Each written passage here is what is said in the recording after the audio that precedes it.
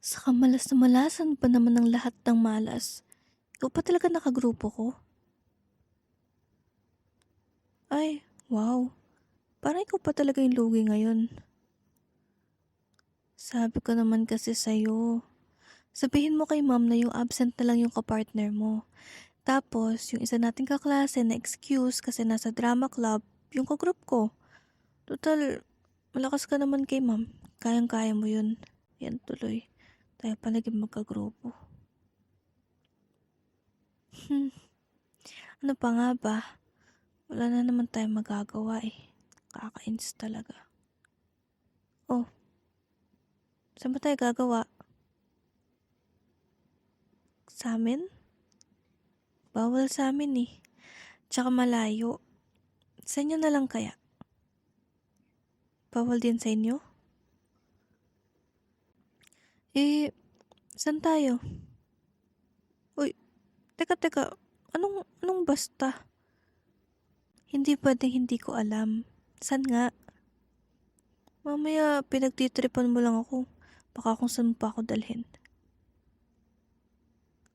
Kung wala ba akong tiwala sa'yo? Malamang wala. Sa lahat ng kalokohan na ginawa mo sa akin, sa tingin mo pagkakatiwalaan kita. Asa ka. Sa treehouse? Sa gilid ng bookstore ni Sir Constancio. Okay, fine. Kaya naman pala sabihin eh. Tara na.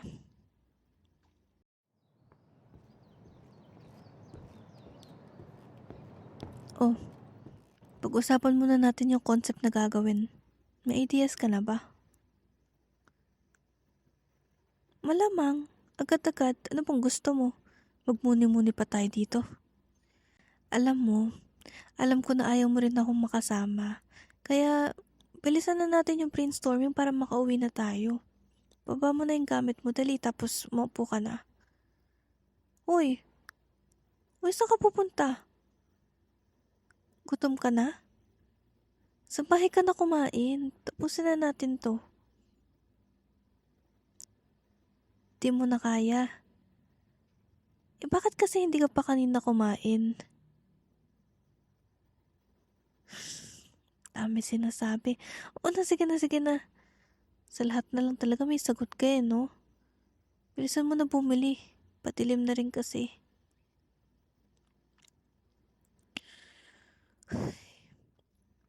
Grabe talaga. I can't believe it. Di talaga siya pumapalpak to get on my nerves. Bakit ba ang galing niya sa pang-iinis sa akin? Ay.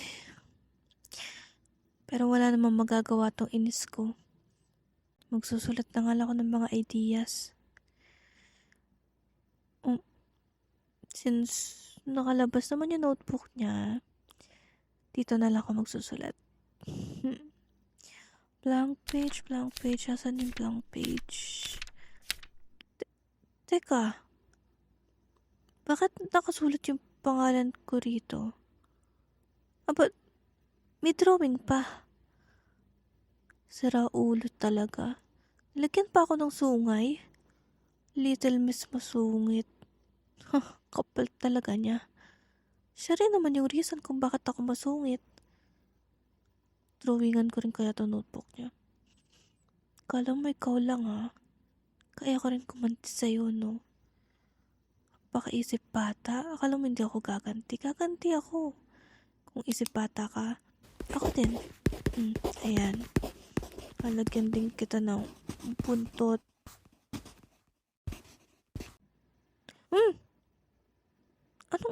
Anong isip bata? Wala. Ay hindi ah. Di ko kaya pinapakailaman yung mga gamit mo. Nag-iisip lang ako. Ano yan? Alam kong pagkain yan. Ang ibig kong sabihin, bakit? Ba't mo ako pinipigyan?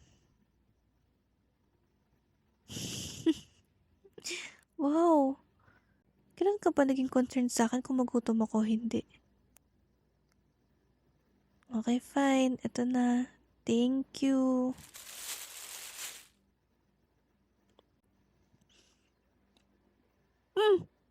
Shit! Tubig! Bigyan tubig! Akin na nga yan. Ang anghang!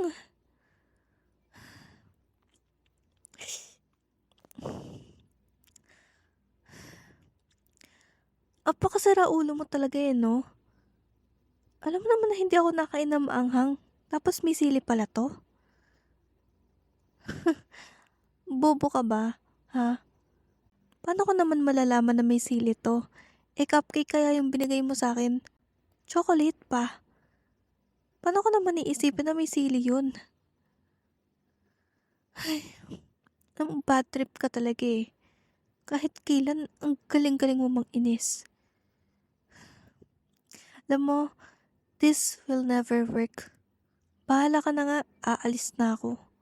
Buisit.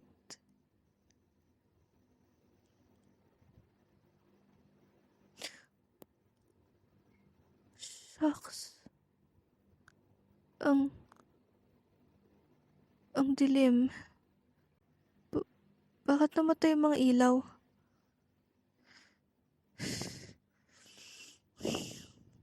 Brown out? Uwi na tayo please. May flashlight ka ba? Nasaan yung cellphone ko? Wait, yung cellphone mo. Paki-on naman yung flashlight please. Please, bilisan mo. Please. Bayan, ang hina naman ang flashlight mo. Sa bookstore ba wala ring ilaw? Wala? Poste? Yan na yun naman ang poste sa atin. Ang dilim.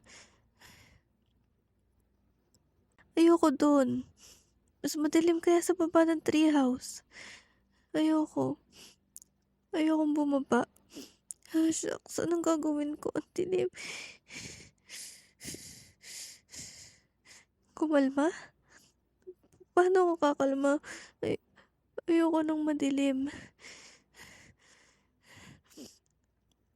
Hinga ng malalim. Okay. 1, 2, 3.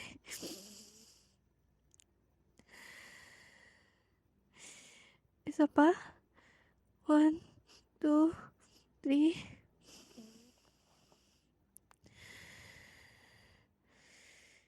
Last na. 1, 2, 3.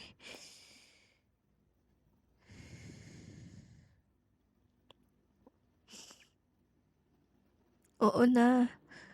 Takot na ako sa dilim. Pwede bang dyan ako sa sulok? Kumakalma lang kasi ako kapag alam kong nakasandal ako sa pader.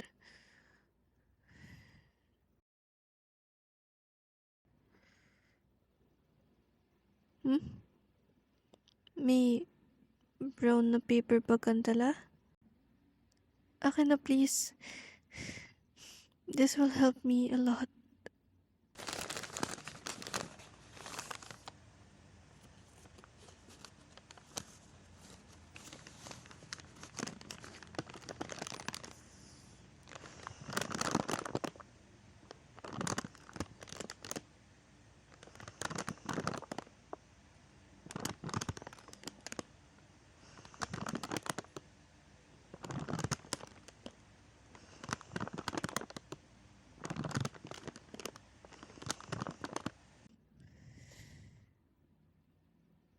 It's okay na.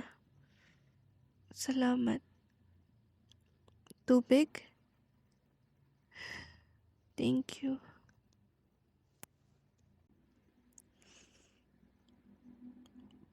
Baka nagtataka ka kung bakit ako ganun katakot sa dilim. Alam ko di mo naman tinatanong pero I was bullied in grade school. Hindi ko alam kung bakit nila ako laging inaaway. Pinapalampas ko lang kasi puro salita lang naman sila eh. Not until nilak nila ako sa loob ng stockroom. Ang dilim-dilim dun. Nagmamakaawa ako na palabasin na nila ako. Pero kahit anong gawin ko, di nila ako pinapalabas. Naririnig ko lang yung mga tawanan nila habang takot na takot ako sa loob.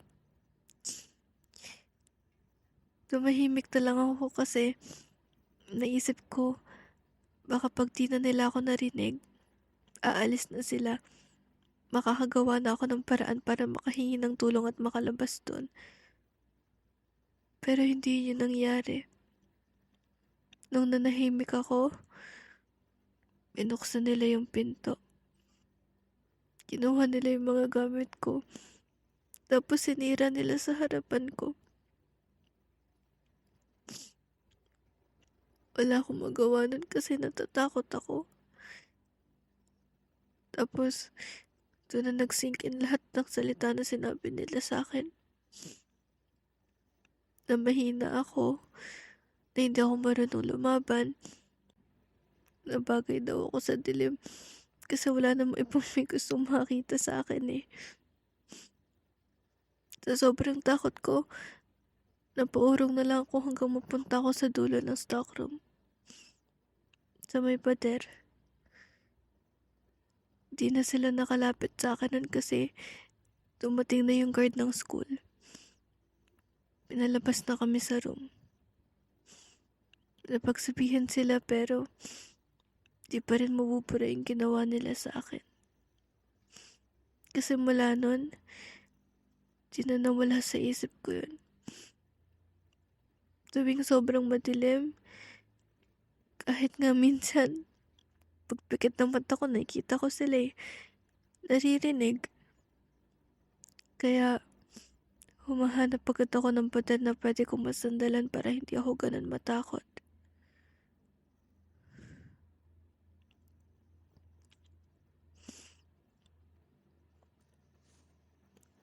Oo. Kaya siguro naging palaban ako kasi ayoko nang maulit yun. Kaya nga inis na inis ako sa'yo. Alam mo, okay naman tayo dati eh. Kaso, tinulak mo ko sa loob ng horror booth. Nagpanik kaya ako noon kasi hindi ko agad mahanap yung daan palabas. Tapos tinawanan mo pa ako. Akala mo takot ako sa mismong horror booth, pero hindi. Sa dilim lang ako takot. Yung pantitrip mo na yon, naalala ko lang ulit sila.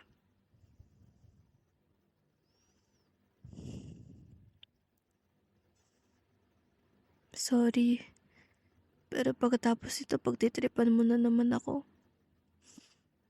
Kung hindi ko pa nasabi sa'yo to, di mo titigilan yung pantitrip sa akin. Talaga? Di mo na ako asarin? Teka, anong ginagawa mo? Ba't mo binibigay yung bracelet mo sa akin? Promise mo? Promise mo to na hindi mo na ako asarin ulit? Alam mo, pag di mo tinupad, tatapon ko to.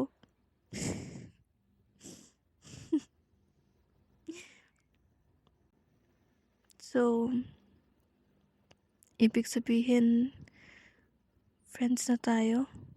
Pati na tayo? Ceasefire?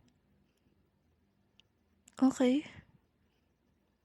Friends?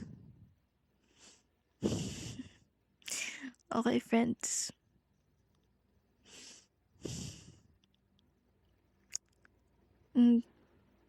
Sorry.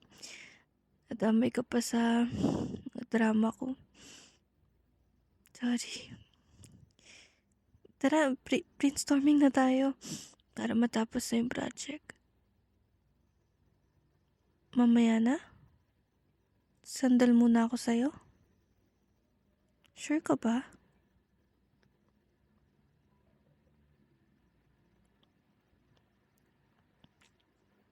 Mas okay kung ipahinga ko muna yung isip ko? di na. Sabihin mo na naman. Hmm. Alam mo, okay ka naman pala, no? Di naman pala ganun kasama yung ugali mo. Joke lang, joke lang. Oo, nabati na tayo. Pero salamat ha. Unexpected to pero nakatulong yung mga ginawa mo para sa akin kanina. Tsaka ngayon, mas naging okay na ako. Wow, pambawi. I can count on you? Really? Sige. 1, 2, 3, 4. Joke lang. Seryoso mo naman kasi masyado eh. Di ako sanay.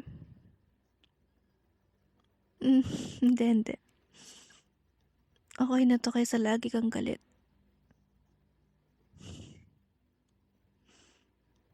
Okay na ako. May mga times lang talaga na umaatake yun pero salamat kasi nandyan ka. Yes, naging okay ako agad.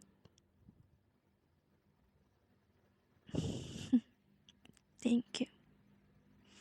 Never in my life ko ma-imagine na magte-thank you ako sa'yo pero thank you ulit.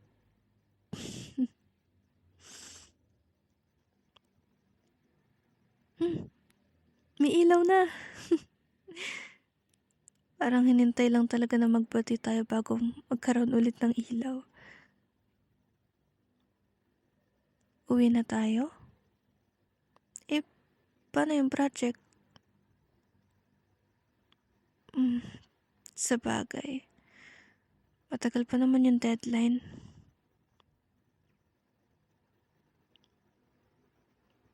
Salamat ulit ah. Naintindihan mo yung sitwasyon ko. Sige. Papahinga muna ako sa bahay. Salamat. Sige na. Tara na. Baba na tayo. Kunin ko lang yung mga gamit ko. Bag mo. Tara na. Sabay na tayo palabas ng gate.